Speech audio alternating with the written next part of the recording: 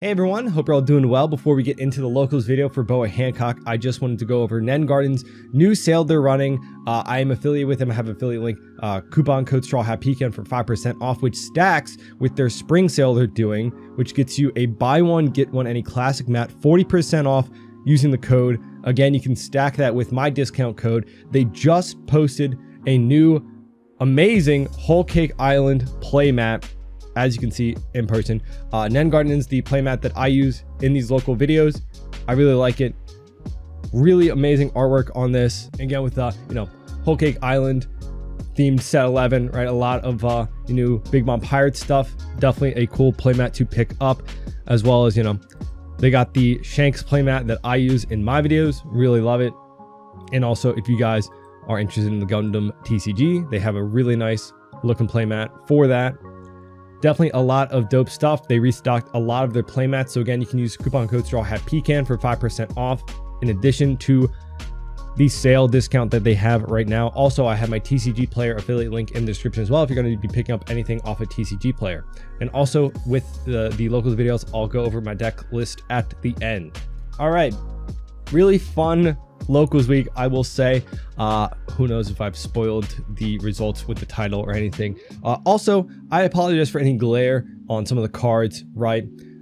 This is a locals video. I don't have like a professional lighting setup or anything like that. So if there's any glare on a particular card in question, obviously I'm going to be going over verbally what the card is, but I'll try to post, pictures down here, maybe of like the card in question currently in play, right? If it's super bad, so you can't, see. But we are playing Boa Hancock. I know I posted a set 10 video on this. The list I'm using is pretty similar, although like with the set 10, Kyros is replaced with the Doflamingo because obviously we're still in set 9. But the deck is a little bit different because I made this deck for my fiance because that's her favorite character is Boa Hancock. So it's a little bit outdated, I will say. She doesn't come to locals. We just kind of play at home for fun. So I definitely need to update the deck list more so for her, right? But really fun deck. I love the tempo structure, right? Like Boa plays a little bit differently than Blue Doflamingo, even though they use a lot of the same cards, right? We have a little bit of tempo versus aggression.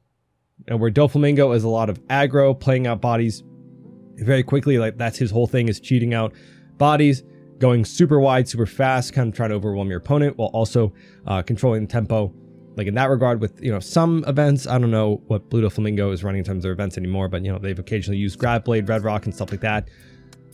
However, Boa is more leaning into that tempo stuff. As you can see, a lot of bouncing. You can see from our hand, right? We have the 7-drop Doflamingo. We have the 10-drop Kaido that bounces an 8 cost and a 3 cost. We have the Jozu. But of course, we also do have Jinbei. I will say, this is my first time playing in person with this deck. I've only played a couple of times on the sim, not even with this list, but like the Set 10 list that I made. And also, I thought about it. I have not played a deck in person that used Jinbei. I have never before today, since it came out in Set 7, used an in-person deck that used Jinbei. So I'm like, that's kind of crazy. But let's get into this. Our round 1 is against Bonnie, so I'm like, ooh, okay. We do get second, so that's really good. And we got the Sengoku out. We have the Jinbei, so we're just looking for something to play out with that. I know a lot of decks are not using the Gecko Moria anymore, which is obviously something that I probably have to cut, because I agree, it doesn't really fit into the deck too much. We don't really need it for what Boa wants to do. And I'll go over game plan strategies, what I was looking for in starting hand and stuff like that towards the end. He's just going to search with his baby 5 searcher, and he whips. So sad, so sad. He goes 6 at our life, and of course we want to counter out the first swing, but we don't have anything to bounce out anyway, and I don't want to give that Mihawk up because that's my target for in Jinbei, right? We go Jinbei into Mihawk. He rests our Sengoku. A little bit rough. But yeah, whole game plan strategy, I guess I'll just talk about it in general.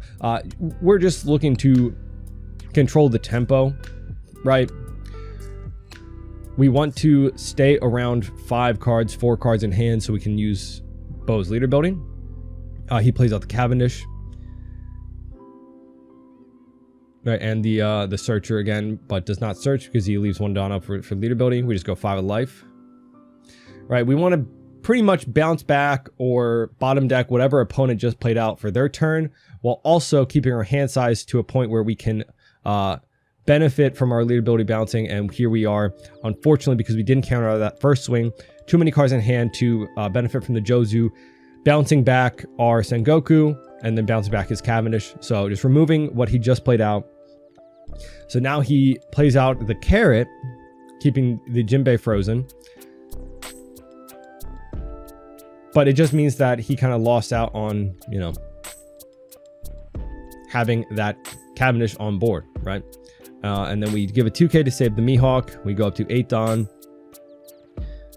looking to get rid of that Carrot. What is our answer? The 7-drop Doflamingo. So we're going 7 of life first because he has that Dawn open. Gonna rest that Mihawk.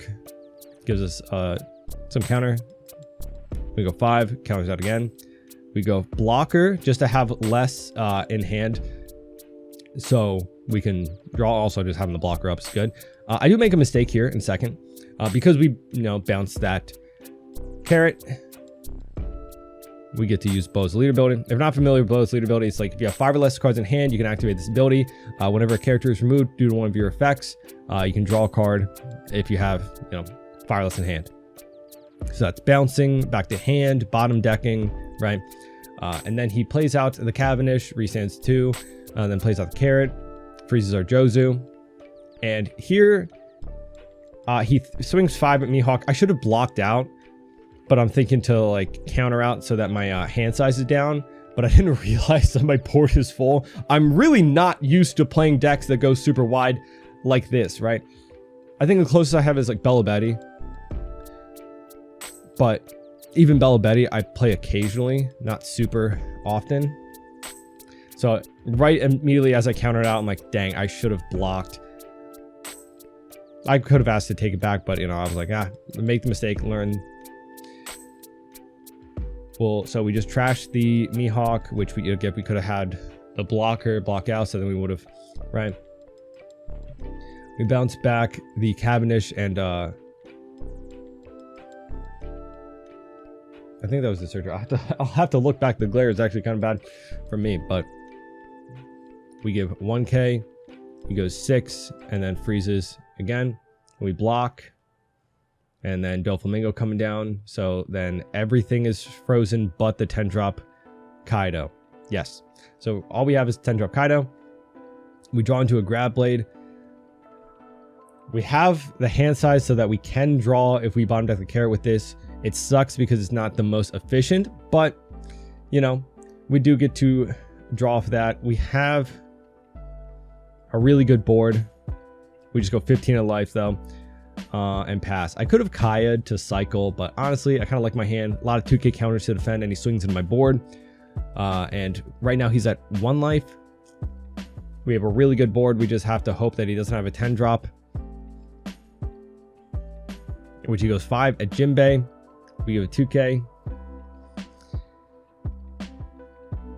And then he goes 10 at Jinbei. So I'm like, okay, he has another 10-drop, doesn't he? Yep, so he does. All the characters are now frozen, so we just have leader ability, or leader swing. But we're still at 4 life, and that's the good part about Boa, right? We go wide, we have big bodies, and we have a lot of cycle power, so that we're able to counter out early while also maintaining a decent hand size while controlling our opponent's tempo by bouncing or bottom decking whatever they play, right? So here I go 6 at life because I'm going to use my remaining 8 Dawn. I play 1 singular bounce law to get that Kai back, and then I choose the bounce law as the second target for no reason. I'm like, you know, maybe in a world I was thinking like, is there any way that I can get my leader ability to draw an extra card? But nah, just slightly too many in hand. But now we have a full board again, 4 life. He's got 2 10 drops, but we have a lot of counter. So we can probably save like one of our 7k bodies maybe, depending on how much Don he wants to commit. Obviously, he'll have to play out some kind of like blockers. If he's got an 8-drop Kid, I'm actually kind of in a bad spot, except Psych. I got that 10-drop Kaido, so I could bounce it back to hand. Rather have a Red Rock, right? But he Cavendishes, plays out the Killer blocker, attaches 1 Don to Killer. Or no, he doesn't do that yet. He searches with Baby 5. And I believe he gets a 2k counter. Yeah, so he gets the Baby 5 2k counter. And then goes 10 at Jozu, which we save with 2 2ks. And at this point, we know our Kaido's safe, which is good. He attaches 1 Don to Killer. And then I think he goes 11 at Jozu. Or no, just 10. Which we cannot save. And then go 6 life. We give a 2k counter. And we draw. Got the Red Rock. Which, at first I was like, oh, do I just Red Rock his Doflamingo or like his blocker? I'm like, oh, no, I can just play Bounce Law. Bounce the Law back to hand. Get rid of his blocker. It's so weird that you can choose the Law as the first target. So we play Bounce Law. Bounce itself back, then bounce the Killer blocker. Draw a card because our hand size was 5 or less, right? And we go 12 at life. He takes. So we go 6 Don on our 5k body, go 11. He counters out here, but then we still have 2 5k swings. And then at the end of the day, we still have 4 life and a decent hand. So I wasn't really, if he had it that time, you know, I was like, hopefully we can just get him the following turn, but we got it. So GG to round 1. Really just a showing of like how strong it is to just remove Bonnie's 5 drops, right? It right now before set 10 comes out and we get the Tashigi, it's really easy to just you know, bounce their board, bomb deck their board. Once they get the 3-drop Tashigi out, it's a little bit harder. And I know everyone complained about the card, but I'm like, as you can see, green really needs it, right? It kind of falls apart against any type of removal. So, yeah, GG. Shout out to our round 2 Sanji player. I love this man.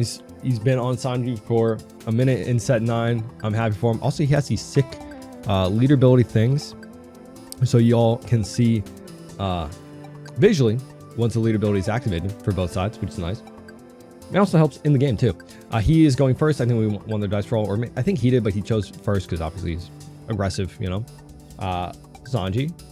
He plays at the Nami to find the Frankie, and then passes back. I think I fixed the camera here in a second, so you can see my Don, but I don't know. I'm also like, maybe the zoomed in a little bit kind of helps with the glare a bit. We go Sengoku.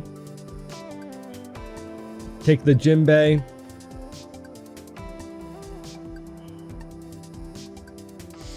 Okay, so yes, you can see the hand is pretty good. I'm not gonna lie.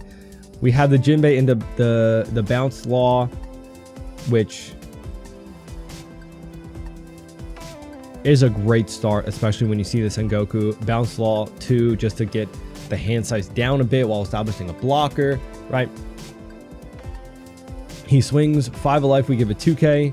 He just swings 5 again, and we block out. Again, we want to keep that hand size down so we can benefit from leaderability. We go up to 4 Don. We swing 2 into 2 with that Searcher, right? We could have bounced it back, but I don't really want to give him a Searcher back to hand. We go 5 of life and he takes, and then we play out Jinbei into the Bounce Law. And we bounce back Sengoku, and then we have 4 or less in hand, so we draw, and we get a 2k counter Buggy. Really nice. But yeah, the reason that I agree, like, list cutting the Gecko Moria is we don't really need to bring stuff back from our trash too much if we are successfully keeping our leaderability online, which is the whole goal of the deck, right? You want to be around like that 4 to 5 range in hand. Like, you're looking for the number of your hand to be 4 to 5 and then also have an answer to whatever your opponent played out, right? That is like the perfect hand for Boa right? You have in your turn like 1 to 2, right? You want that bounce law to bounce back whatever like 3 drop or 4 drop they play out, and then like into like a Jozu or the Doflamingo / Kyros coming out, right? Into like a Grab Blade, Red Rock, or like the Kaido, right? Just keep bouncing back whatever they played while also having your hand size be around that 4 to 5 range. So once you do bounce back, you get to draw an extra one. We draw a Mihawk off of the Sengoku. And we go a Kaya. Again, just looking for more answers to bounce back whatever he did. He played out the Zoro that like Don attached gives him +1k, which works on the opponent's turn as well. So you won't see me swinging 5s into the Zoro because he's a 6k power body right now. And we get some counter. We go 5 again. We'll just go a bunch of 5s and play out the Gecko, I believe. We do find the Jozu, which is nice. We'll be able to bounce back if he plays like a 6 cost, which this deck does, right? The Wapple is a very strong card in the deck, and bouncing that back will be great tempo for us. We go 5 of life again. Just pressuring with a bunch of 5k swings early on, and then hopefully countering out of those 5s means that he'll be less likely to be able to counter out of our 7s from our Jozu to Doflamingo, and then finally like our Kaido, if we play it, will finish it out for us, right? We take a 2k counter back with the Gecko and pass back. So really great hand showing, like example of a good hand, right? We have 2k counters, so we can counter out to keep our hand size low if he does pressure our life, but obviously we have a couple of 5k bodies that he wants to get rid of. We have an answer to whoever he plays out, Jozu or Grab Blade. And our hand size is low enough that we will most likely be able to get that draw off of Bo's ability through that answer. So yeah, I don't know what, if like anything or what, like either the leader or like cards from Blue Doflamingo will get hit in a ban list, in the ban list coming out, right? A lot of people brought up the 2-cost Teach, which I do agree that is a very strong card for the deck, and it's something that you could hit that wouldn't really affect other blue decks, which is nice, because when I brought up the 4-cost Bounce Law and how strong it is a very strong card, but as you can see, it would affect a lot of blue decks, not just Blue Doflamingo. But if something specific to Blue Doflamingo gets hit, you know, and he goes 8 at Jinbei after going 7 at our Law, so we give up 1 card, right, and we save the Jinbei, plays up to Shiraya and passes, so perfect time to Grab Blade. But if Blue Doflamingo gets hit, gets nerfed a bit, right, it is possible that Boa becomes, you know, one of the strongest mono blue decks, right? We bottom deck the Zoro and the Shiraya and draw because we are at 5 or less, which is nice. And now we just go 5 at his life a bunch. And then next turn we have Kaido or Jozu to bounce back whatever we need to. I really like Kaido in this specific example of board states, right? Because the Kaido allows you to choose any card on your board or your opponent's board. It's not specific to like your opponent, right? It's just to the original owner's hand. So even if like he doesn't establish anything crazy, he plays at the Wapple, right? We could still bounce back our Sengoku and the Kaya to get more counter to our hand. So he swings, I think the Wapple like buffs himself up to 9 or something when he's swinging, and then he minuses 2k from another character, so he swings like 9 or something at the Jinbei, and then minuses the Gecko, so the Gecko's 3k power. So I know I'm losing my board, which sucks, but also now I can play out the Kaido, bounce back the Wapple, and then get also a 2k counter back to my hand, which is nice. So we'll do that, bounce back, and then we have 5, so we have to draw. Then we go 5 of life. So yeah, just applying a lot of pressure. Now that we have our 12k power body established, Still at like 4 life, so feeling pretty good. Got a 2k counter back. Still have some answers to whatever he plays out, right? Like we got another Kaido. No red rock, so if he plays out like a 10 cost, I can't get rid of it.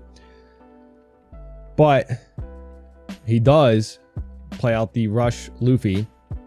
That if you block, KOs a 7k power body. We go 5 life, we counter out, and then he goes 11 life. We take, got Jozu. So again, no red rock, which is sad, but he has a lower hand size, right? So we can also swing into that Luffy, which is what we'll probably see coming out here. I think I remember doing that. We're gonna go Sengoku though first. So we go 5, find Jinbei. You know, we could take the Mihawk, but you know, I'd like to have some counter too. Also, I think we're gonna play out the Jinbei into the Bounce Law to get those Sengokus back, which is nice. Get some more counter to our hand, right? Play out 2 bodies, but we're replacing those 2 1k power bodies or 1k counter bodies with the Sengokus, right? So if I do need a counter out, I still have those. And we're too high in hand size to draw, but you know, we got a lot of counter back. And then we have 5 Dawn up. Then we go 5 at life. Just again, I'm hoping that he counters out here. So that way I can still swing into that Luffy and most likely get it. Not that I'm super worried about the Luffy, you know, or like just in general worried about like losing the game the next turn. I'm still at 3 life and a decent amount of counter, but we go 15 at the Luffy and we get it. And then we go last 2 Dawn to search again with those Sengokus, just getting so much value off of the searchers. This similar game plan strategy is why I like Green Yellow Law, right? You get a lot of value from your searchers by searching multiple times with them as you bounce them back to your hand, right? So then we just play out both Sengokus, replace them, you know, themselves with a 1k counter, and then another 1k counter. There goes a lot of our Kayas, though. It's strange. And a grab blade, which is unfortunate, but you know, at this point, we've got 2 5k power bodies, a 12k. We can probably defend the 12k power body with how much counter we have in hand, and we're still at 1 life or 3 life. So in a really good spot. We'll see the response coming down. At this point, you're in a bad spot. You don't have enough swings to really get through 3 life. And you know, I have at least 2 1Ks, right? He goes 5 of life, plays like the Roger, but before he does that, he uses the Nami attached Rested-on, so he's going 14. I'm like, oof, 13, 14, and then I'm deciding like what I want to go to counter out. I'm like, I don't think it really matters too much. Should just have it here because I think he's at like 2 or 3 in hand. 3, yeah, 3 in hand. So we go 7 life just to get out, you know, either a life or 2 cards. We go 7 again. He's up to 4. So we got 6 Dawn left.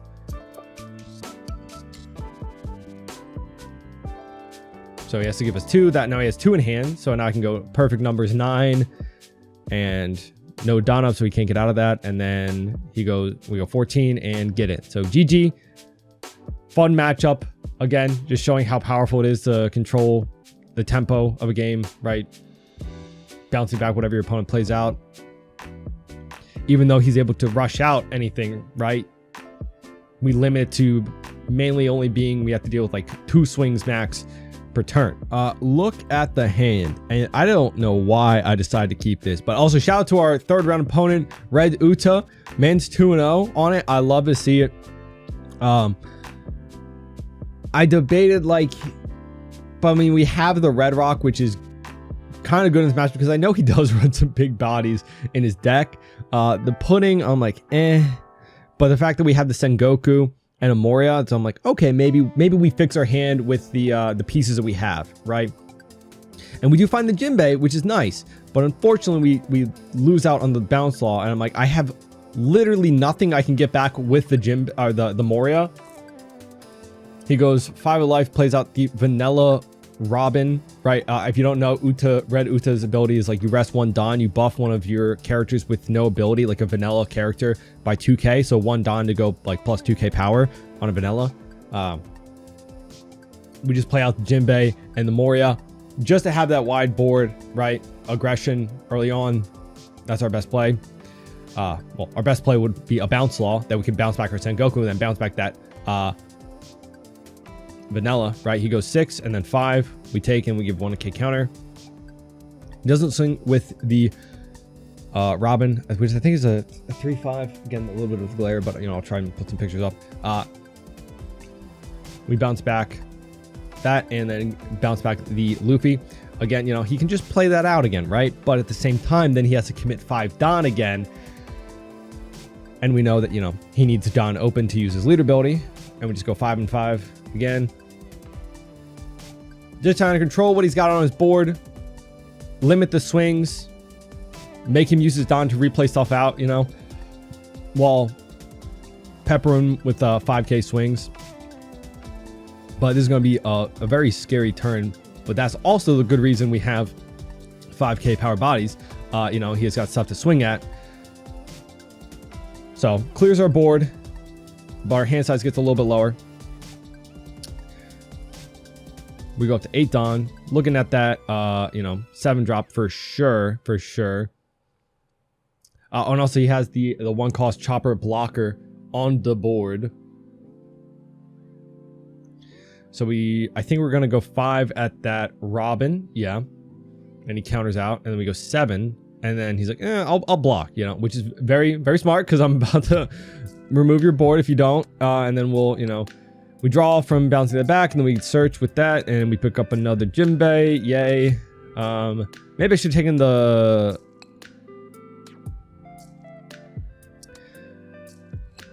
Doflamingo.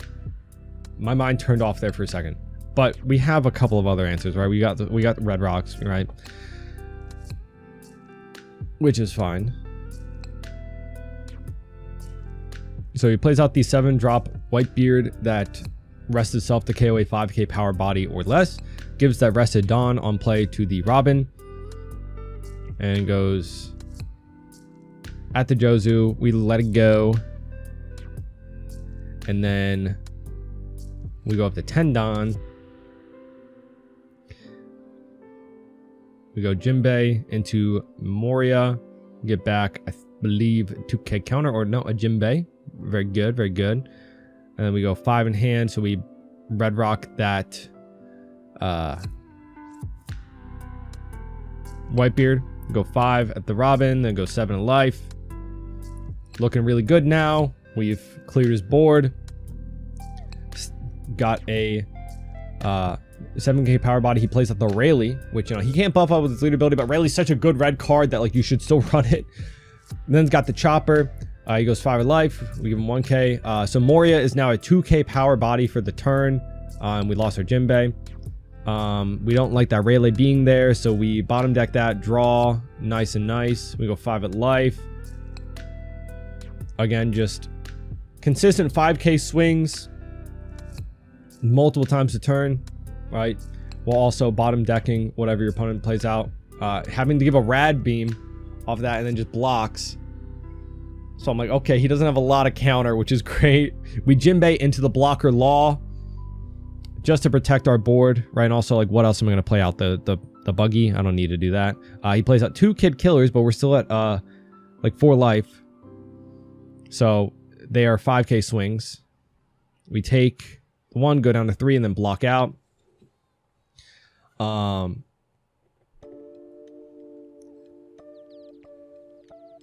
And here I think I play out the blocker, just have something to bounce back, just to bounce that back. I don't know. Again, it's just I could clear them, but forcing him to spend 4 Dawn again to play it out, right? I don't know. Probably should have just swung into him. We just go 5 at life, 5 at life, go 7 again, and play swing 7 twice at life, and then use last Dawn to play out the blocker again. So yeah, he plays out the the 2 rush cards that I've bounced back to his hand, but because of that, you know, that's like all of his life or his Don for the turn, right? And that's what we want. And then, you know, no life left, no blockers. We just go big old number, and it is GG. Very fun match. Shout out to Red Uta being 2-0 at this point, right? But we're 3-0 with Boa right now.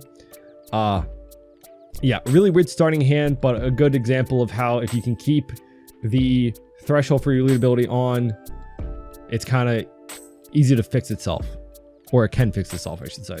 All right, but shout out to our round 4 against Black Yellow Luffy. Honestly, a pretty decent matchup, I would say, for us if we see our removal pieces. However, you'll see that this is a bit of an awkward matchup for both of us. We get second off the dice roll, which is nice, but we didn't have a Sengoku off turn, you know, our 2 Don, so, and he didn't have anything for his 3 Don. We just Jinbei into Mihawk, have stuff on the board. He goes 5. We counter out here with, I believe, a Mihawk. Oh, we're countering, but again, I kind of wanted to keep my Sengoku in the picture, right, to find other pieces. He plays out the Sabo that trashes a life and then pops a 5 or less. So unfortunately, we lose a little bit of aggression. We go 5 at life. We do have the Red Rock. However, you'll see, like, I kind of want to keep that in hand for a Moria, right? We don't want the Moria to be on board. I don't really want to use the 10 drop Kaido to bounce back the Moria. So the Red Rock is kind of my only option for that. So unfortunately, the best form of removal right now, in my opinion, was the Jozu that I had to bounce back my Jinbei for, which isn't bad. You know, it's a valid option to bounce the Jinbei back so that it's protected in your hand versus, like, you know, like he just did. He popped the Mihawk, right? If my Jinbei died, you know, it is what it is. But like back in my hand, I can play out the Jinbei and bounce all again. He uses Hiyori on his last life. But you'll see throughout this, it's a bit of an awkward match for both of us, I'll say. So he puts something in his bottom life, swaps it back out for something different. I don't know. But we'll see. Obviously, a 5 drop is going to be coming down.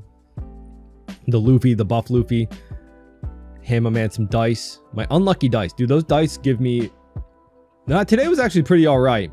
But I would say a few of our opponents wanted to go first. So that was actually kind of working in our favor. But my dice lose me so many dice rolls. We're at 8 Don. How am I going to get rid of that Luffy? We send Goku. Look at top 5. Fine. I believe we might take the Law Blocker here, or I'm not sure. Maybe, yeah. Law Blocker is a lot of value in multiple ways, right? It's 1 Don to block out an attack, right? But also it's an easy card to get on board to keep our hand size down, right? The 1 drops are nice because it leaves you more Don open to play like a Jozu, right? On 7 Don, you can play the Law Bounce, the blocker, play out Jozu, right? If you need to get your hand size down. So we bounce back to Luffy. Then he immediately gets the Sabo blocker down, cycles out, I think 2 Kuzans.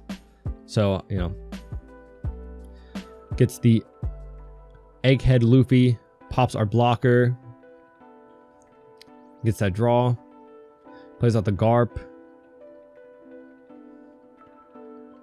But not horrible for us right now. Just 1 Sabo. Again, no Moria.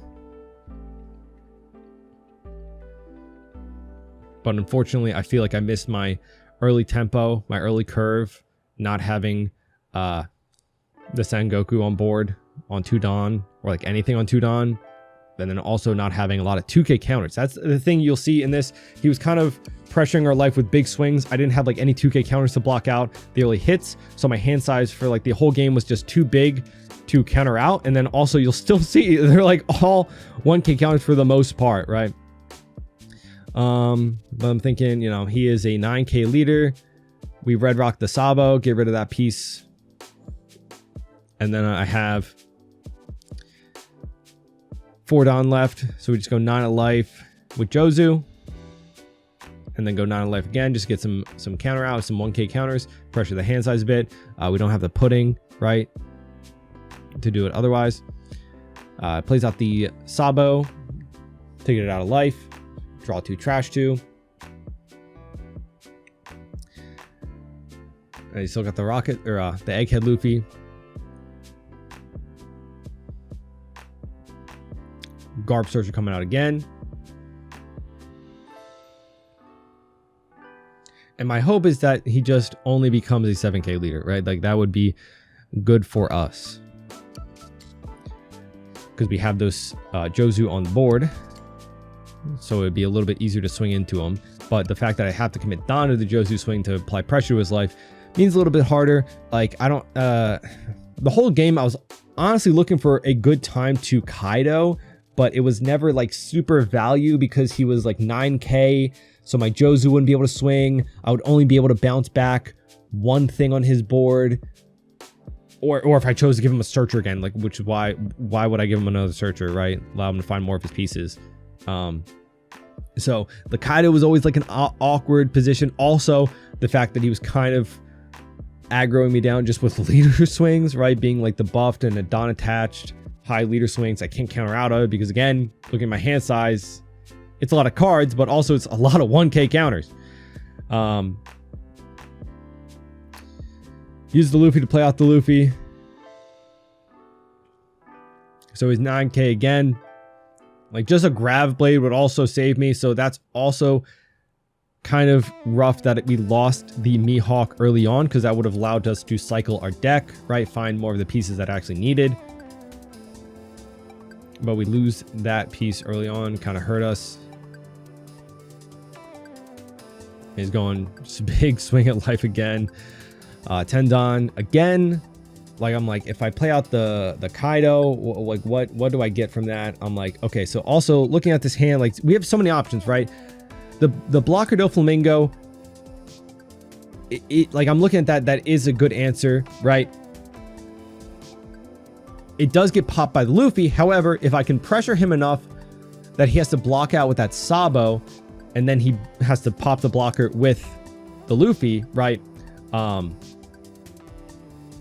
That does give me enough, you know, safety, right? Even though it's gone, it still accomplishes getting rid of one of the swings. Because right now I'm looking at his board, I'm like, he has 3 swings possible. He has like 1 in hand, right? So he is in the mind state that he needs to just survive here and keep up his 3 possible swings, me at 1 life. We do get a 2k counter off of the Sengoku, which is nice to replace a 1k counter with the 2k counter. Obviously, that's value. But that's also why he, looking at this, is just heavily debating just letting these go to the bottom of the deck, right? Because he is at the point where he just wants to go for game next turn. So again, 1 in hand. We go 9k again. We've got 5 Don open. And he counters out. And then we go again. Get that last life down. We go search. And I'm like, ooh, this is bad. This is really bad. We lost a 1k counter to get a brick. But we pick up the 9 cost. Again,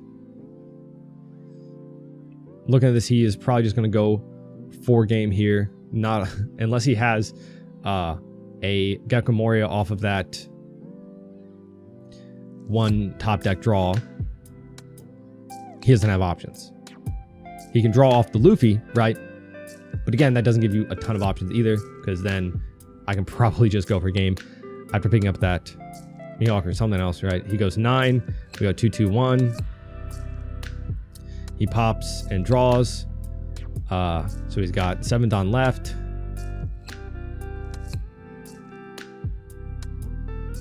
So looking at his numbers, he can go 9 twice. So we just need, I think, 1k counter from our life.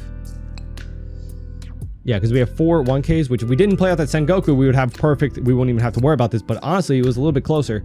He goes 9, and we take it. It was a 2k counter, so we win.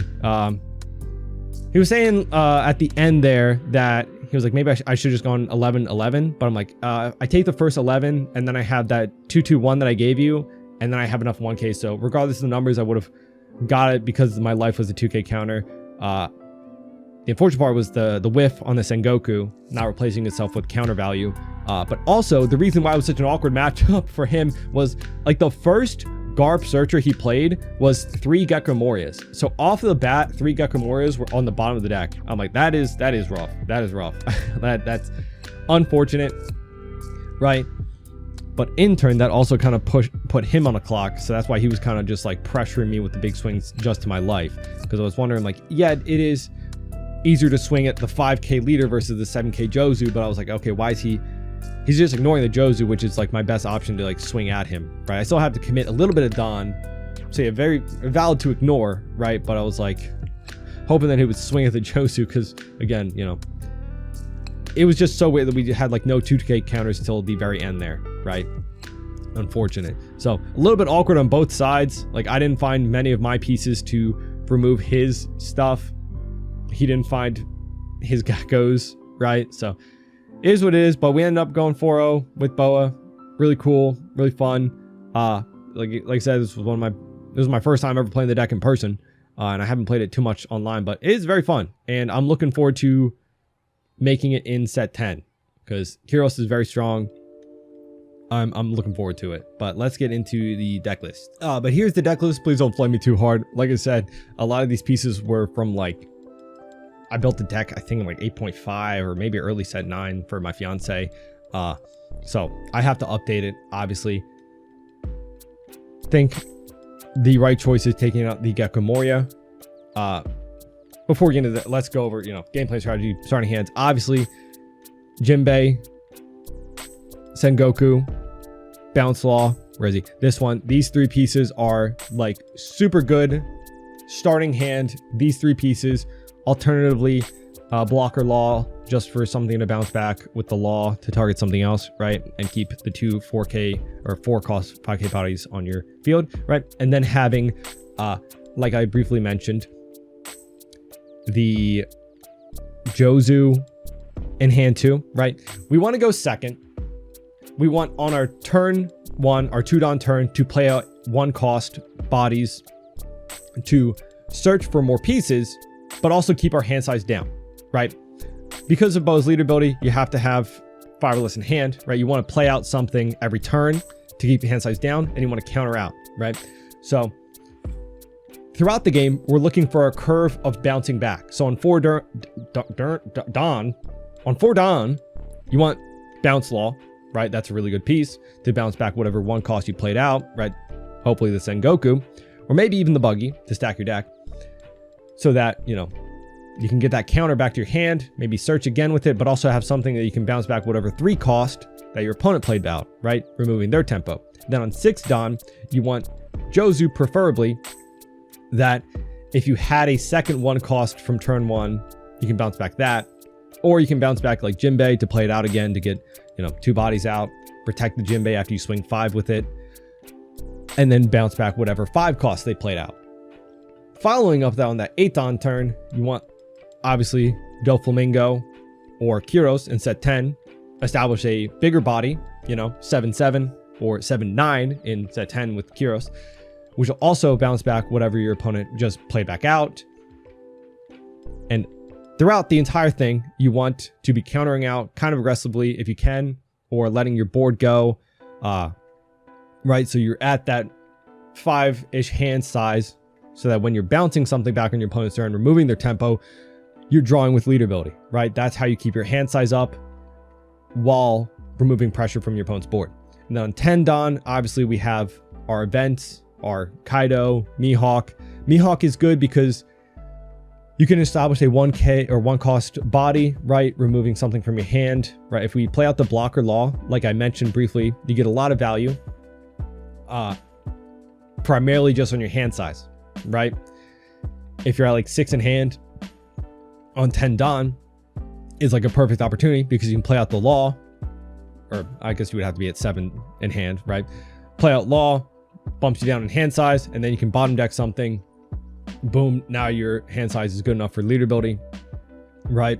Another great 10 Don play is Jinbei into one of our 4 costs, and then you have 6 Don left to Red Rock, whatever big body they just played out, establishing 2 bodies while removing whatever they played out, drawing with leader ability. That's a lot of great value.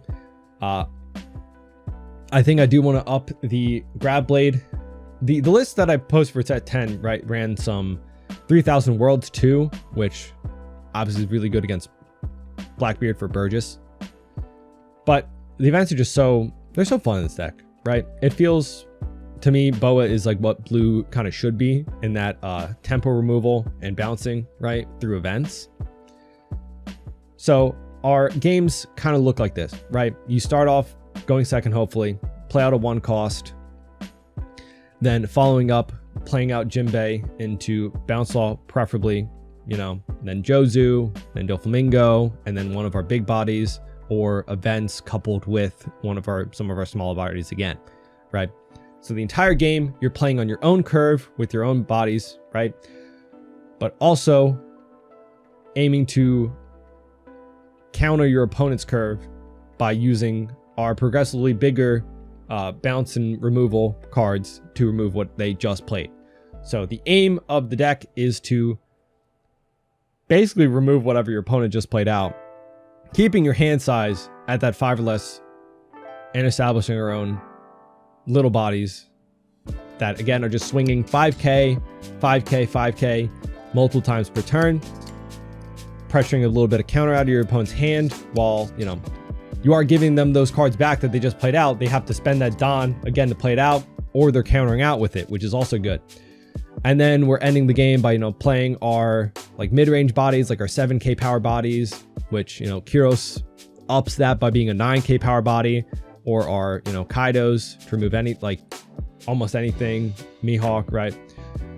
And then by the end of the game, right, like we're swinging those 7, 9s, 12s and going for a game like that, as you saw from a lot of the matches. But yeah, very fun, very, very removal heavy, which is nice, right? I think it will be a pretty decent deck in set 10, especially barring any blue nerfs to blue Doflamingo, right? If he gets hit and it doesn't affect this too much, Boa definitely probably will be bumped up on like the tier scaling. You know, obviously I do a lot of off meta stuff here, but this deck is just genuinely super fun to check out. So if you've been playing blue Doflamingo, let me know. Are you hopping over to Boa? I've heard from a few people that they are looking to pick up Boa if blue Doflamingo goes away. Not saying that if blue Doflamingo gets nerfed that this will be the next best deck in format, right? Maybe something else kind of creeps up. Maybe not even blue anymore. But if you've been used to the playstyle blue Doflamingo, maybe you jump over this. I don't know. Let me know down in the comments what you think of the games, the list. You've been playing Boa, right? Are you excited for set 10? Definitely a really strong leader. There's been a lot of people that have been on it since set 7. So shout out to them. I've been late to check it out and I regret it. This is a very fun list. But yeah, either way, hope you all enjoyed. Leave a like, subscribe, and I'll see you all in the next one. Bye-bye.